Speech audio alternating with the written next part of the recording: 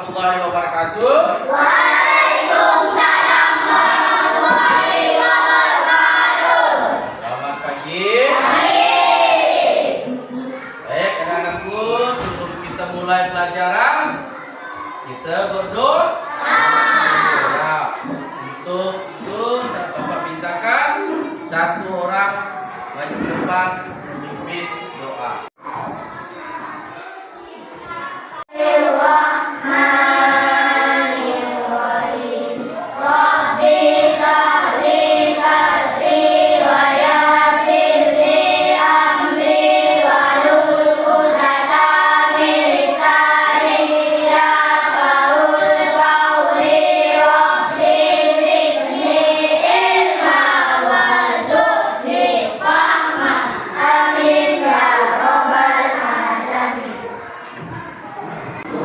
Aidil, Chelsea, Dedi, Desti, tingkatkan jiwa patriotisme kita.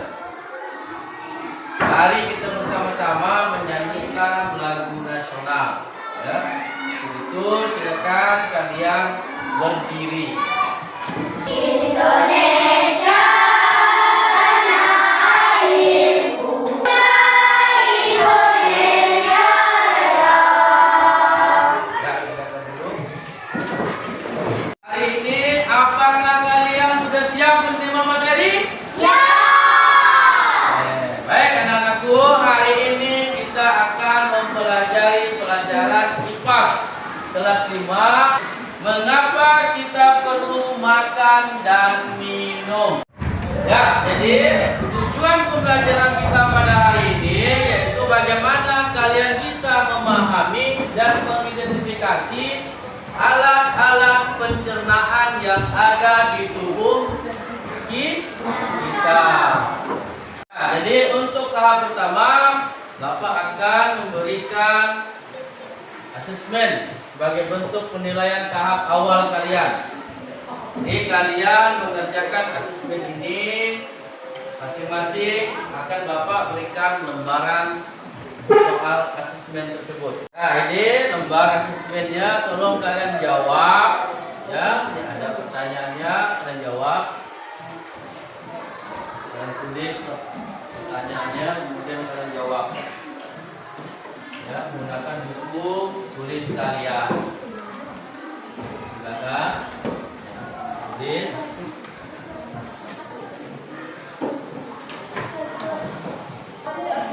Ya, sudah selesai anak? Ya, kalau sudah, silakan dikumpulkan. Ya, dikumpulkan. Jangan lupa dikasih nama. Ya, nama. Silakan kumpulkan ke depan, diantarkan.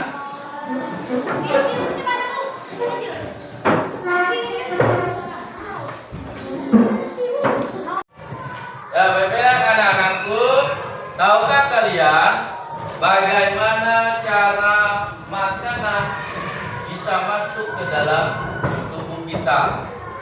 Nah, jadi di sini kita akan membahas bagaimana cara makanan bisa masuk ke dalam tubuh kita. Nah, Bapak akan memberikan video pembelajaran dan kalian mendengar, melihat, kemudian kalian catat apa-apa saja hal-hal yang penting di dalam video tersebut. Di mulut ya. Setelah dari mulut, makanan kita menuju kerongkongan.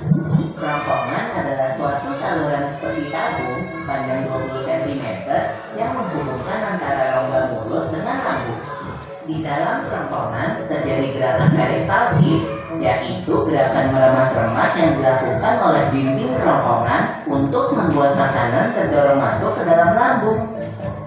Berarti tujuan selanjutnya lambung ya, Pipa? Betul, Bob. Lambung adalah bagian dari organ pencernaan manusia yang paling elastis. Lambung berbentuk seperti kantong dan terletak di dalam rongga perut sebelah kiri atas. Di dalam lambung, makanan mengalami pencernaan secara mekanis dan kimiawi. Pencernaan mekanis dilakukan oleh dinding atau otot lambung yang meremas dan mengaduk makanan. Pencernaan kimiawi dilakukan oleh getah lambung yang dihasilkan oleh kelenjar getah lambung. Getah lambung mengandung enzim pepsin, enzim renin, dan asam klorida. Enzim pepsin berfungsi untuk memecah protein menjadi peptol. Enzim renin berfungsi untuk mengendapkan protein susu menjadi kasein. Asam klorida atau HCl berfungsi untuk mengasamkan makanan dan membunuh kuman yang masuk bersama makanan. Nah, habis ini makanan kita pergi ke toilet ya. Hihi. Kamu ini belum, Bo. Selanjutnya, makanan dicerna di usus halus dulu. Usus halus merupakan usus terpanjang dalam saluran pencernaan karena panjangnya mencapai 6 hingga 7 meter. Di dalam usus halus terdapat cairan khusus yang membantu penyempurnaan pencernaan makanan. Oh iya, usus halus terdiri dari 3 bagian, yaitu usus 12 jari, usus kosong, dan usus penyerapan. Apa aja ya fungsinya? Usus 12 jari atau disebut juga duodenum memiliki panjang kira-kira 25 cm. Usus 12 jari mencerna makanan dengan bantuan getah pankreas dan getah empedu. Getah pankreas dihasilkan oleh kelenjar pankreas. Getah pankreas mengandung enzim-enzim berikut. Enzim amilase berfungsi mengubah zat tepung atau amilum menjadi zat gula atau glukosa. Enzim tripsin berfungsi mengubah keton menjadi asam amino. Enzim lipase berfungsi mengubah lemak menjadi asam lemak dan gliserol. Kalau getah empedu dihasilkan oleh hati dan disimpan dalam kantong empedu. Getah empedu berfungsi untuk mencerna lemak.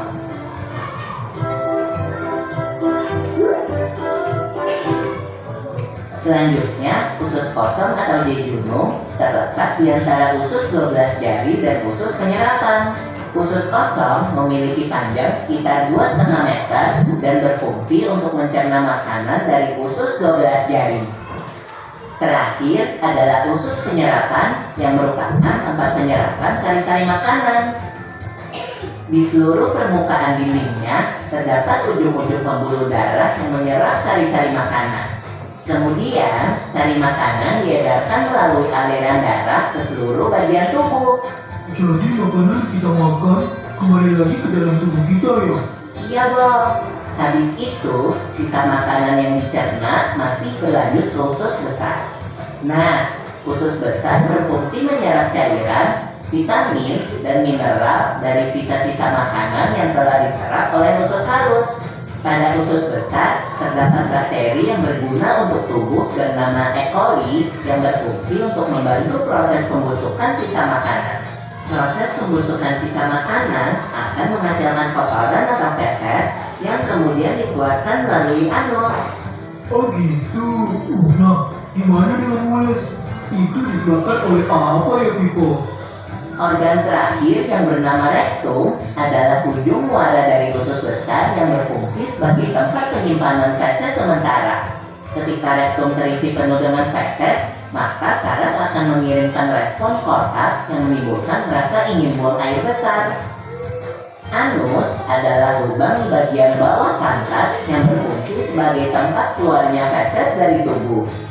Jadi begitu ya, seluruh proses pencernaan dalam tubuh kita. Iya, Bob. Anak-anak, dari video yang tadi, coba kita urutkan organ pencernaan pada manusia. Yang pertama, kemudian, ketiga,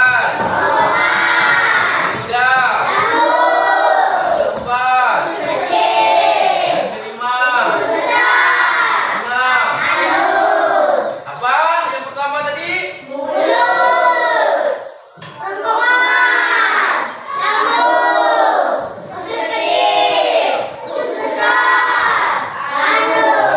Jadi ada 6 organ ya pencernaan pada manusia. Dari mulut, dari kerongkongan, kemudian lari ke lambung, kemudian lari ke usus kemudian lari ke pusat, dan terakhir lari ke nah, semua organ itu memiliki peran masing-masing.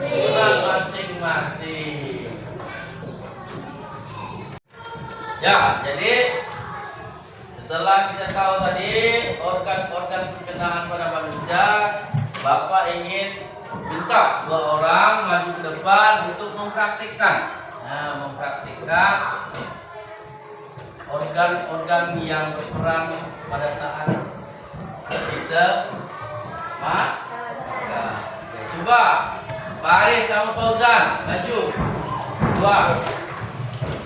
Ya, maju ke depan. Ya. Cepat. Dimakan dulu, masuk ke mulut. Ya, dimakan.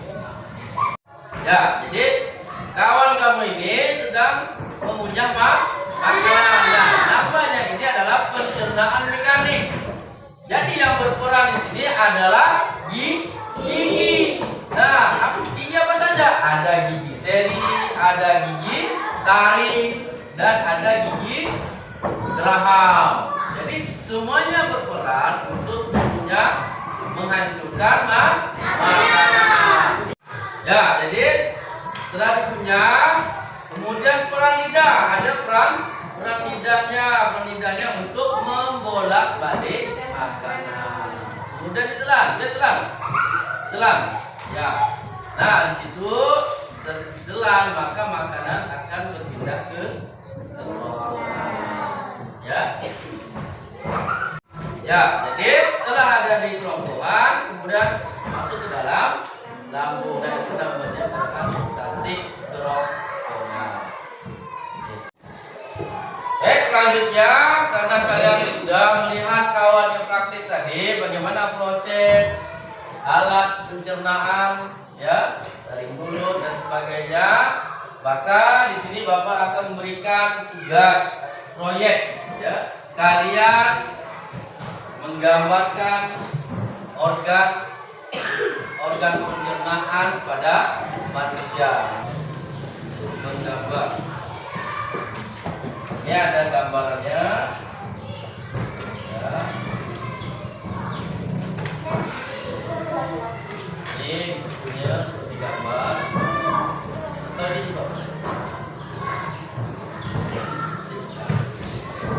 Ya. Oke. Ini. Kemudian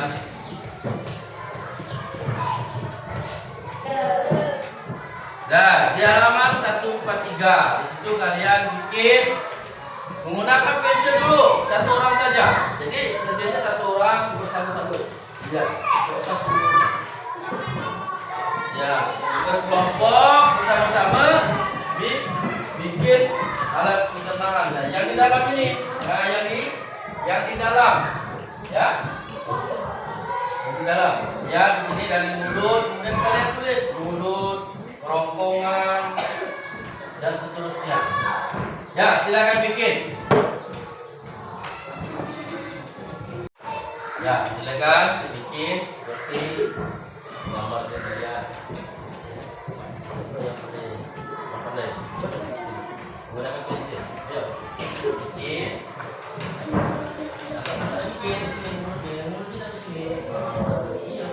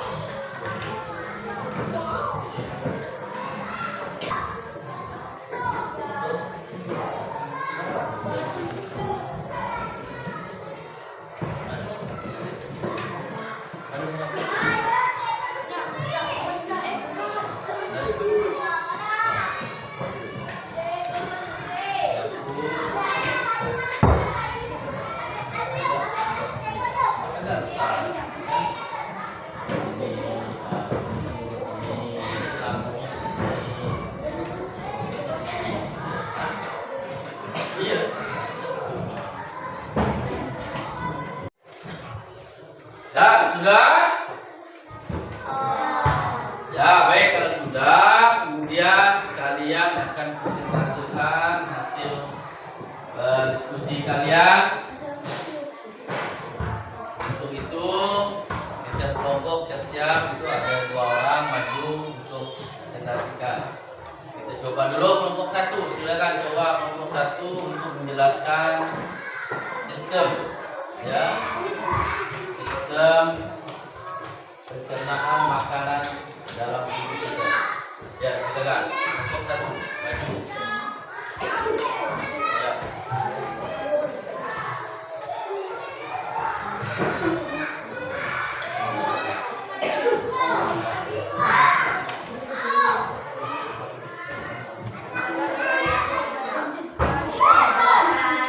Waalaikumsalam warahmatullahi wabarakatuh. Saya akan menjelaskan sistem pencernaan. Saya yang dimasukkan ke rongkongan. Maksudnya ke lambung. Setelah ke lambung, ini proses masukkan ke usus kecil. Yang usus kecil sudah berproses akan usus besar. Sari-sari makanan akan masuk ke tubuh dan sisanya akan masuk ke anus. Assalamualaikum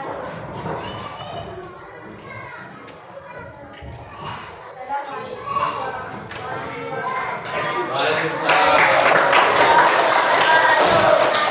Ya, jadi tadi sudah kelompok 1, selanjutnya kita ke kelompok 2. Coba kelompok 2 maju ke depan. Assalamualaikum warahmatullahi wabarakatuh. Waalaikumsalam warahmatullahi wabarakatuh. Saya akan menjelaskan proses pencernaan di tubuh manusia. Mulut memakan makanan yang terlanjurkan dan kerongkongan yang ke lambung. Setelah di lambung, makanan akan ke usus kecil. Akan ke usus besar. Setelah ke usus besar, makanan akan ke anus. Assalamualaikum warahmatullahi wabarakatuh. Waalaikumsalam. Lanjut ke kelompok 3. Silakan kelompok 3 maju ke depan.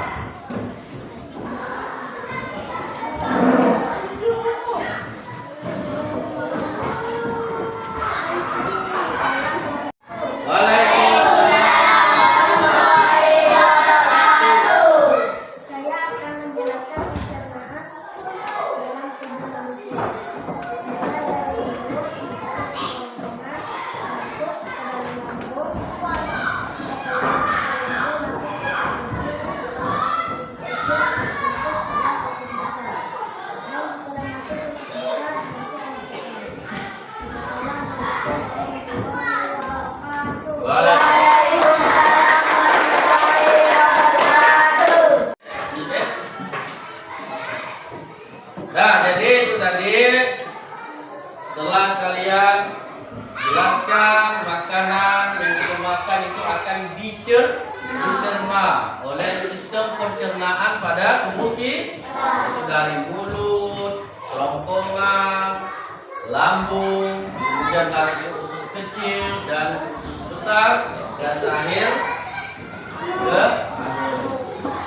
Nah, makanan yang kita makan, ya, mengapa perlu kita makan? Karena untuk supaya tubuh kita sehat, ada tenaga, makanya kita perlu makan dan minum. Jadi makanan yang kita makan itu harus banyak mengandung vitamin, protein, apa lagi? Ya, ada vitamin C. Jadi makanan yang kita makan itu harus banyak mengandung vitamin, ya, mineral, protein, dan sebagainya. Jadi kalau seandainya kita makan makanan sembarangan yang tidak banyak mengandung vitamin, apa yang terjadi pada tubuh kita? Maka tubuh kita akan kekurangan ya, rasa lemak, zat besinya kurang dan sebagainya. Jadi bayangkan kendaraan sepeda motor, ya, di situ perlu bahan bakar. Yaitu apa bahan bakarnya? Misalnya minyak, bensin. Jadi kalau kendaraan itu tidak ada minyak bensin, nyala tak? Tidak nyala. Maka harus diisi bensin dulu, baru bisanya nyala dan berjalan. Begitu juga dengan tubuh kita. Kalau tidak diisi dengan makanan, maka tubuh kita akan lemah, letih, ya, dan juga mudah terserang penyakit. Ya, kenapa? Banyak penyakit lambung nanti kena itu. Nah, kemudian kalau salah makan itu bisa menyebabkan perut kita sakit, bisa terkena diare. Apa itu penyakit diare? Penyakit diare itu adalah penyakit menstruasi. Ya, jadi bagaimana sih kita cara menjaga alat-alat pencernaan pada tubuh kita? Nah, yang pertama yang harus kita cara menjaganya yaitu kita harus makan secara teratur dan minum, ya. Jadi minum itu paling sedikit 8 gelas dalam sehari. Kemudian yang kedua, cara menjaga alat pencernaan kita yaitu mengkonsumsi makanan yang bergizi dan seimbang.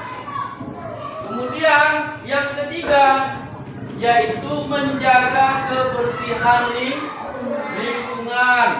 Yang keempat, mencuci tangan sebelum makan. Ini kan supaya apa? Supaya jadi kita dari penyakit ya. Jadi kalau kita makan tanpa mencuci tangan itu akan terkena virus, ya, virus diare. Ya, kita sering mengirit. Kemudian yang terakhir, kita harus menghindari jajan sembarangan. Maksudnya jajan, hati-hati memilih makanan yang di luar. Karena makanan di luar yang praktis dan sebagainya itu belum tentu sehat untuk tubuh kita. Ya, jadi anak-anak, setelah kalian mengerjakan proyek tadi, maka siapa yang bisa menyimpulkan hasil pembelajaran kita pada hari ini? Siapa? Oh ya, Najwa. Silakan maju Najwa.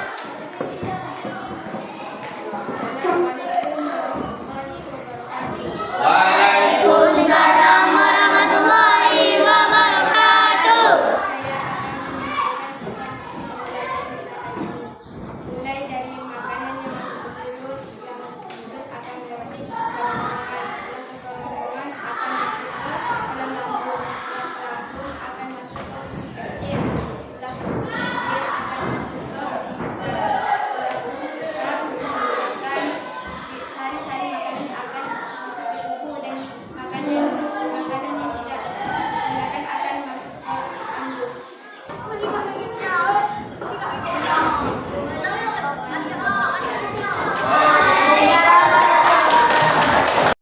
Ya, jadi setelah kawan simpulkan tadi, Bapak ingin tahu di mana keberhasilan kalian dalam pembelajaran pada hari ini, maka Bapak akan memberikan tes, ya, soal sebanyak 10 soal, waktunya 10 menit. Ini dikerjakan masing-masing, ya.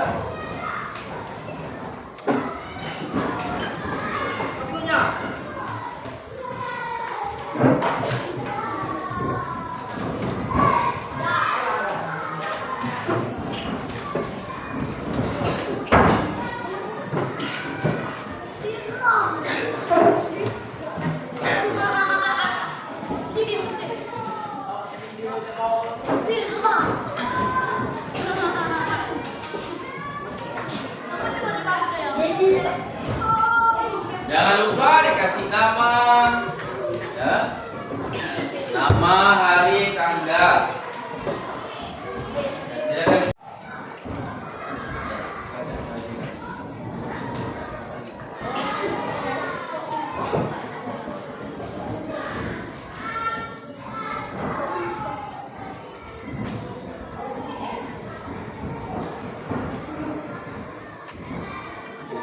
Ya, soalnya dibaca betul, dijawab, kemudian supaya pelajaran pelajaran tadi pertanyaannya. Ya.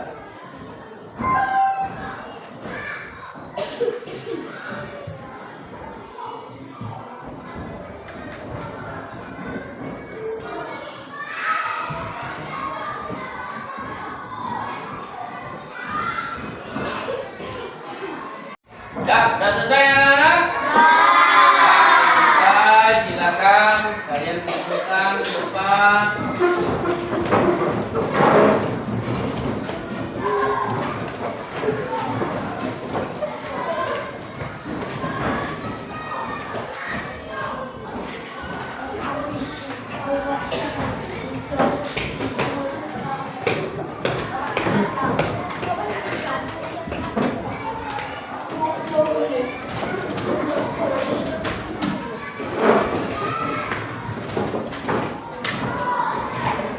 Ya, baiklah anak-anak, hari ini cukup sampai di sini dulu pertemuan kita tentang pelajaran IPAS, ya, yaitu IPAS bab 5 tentang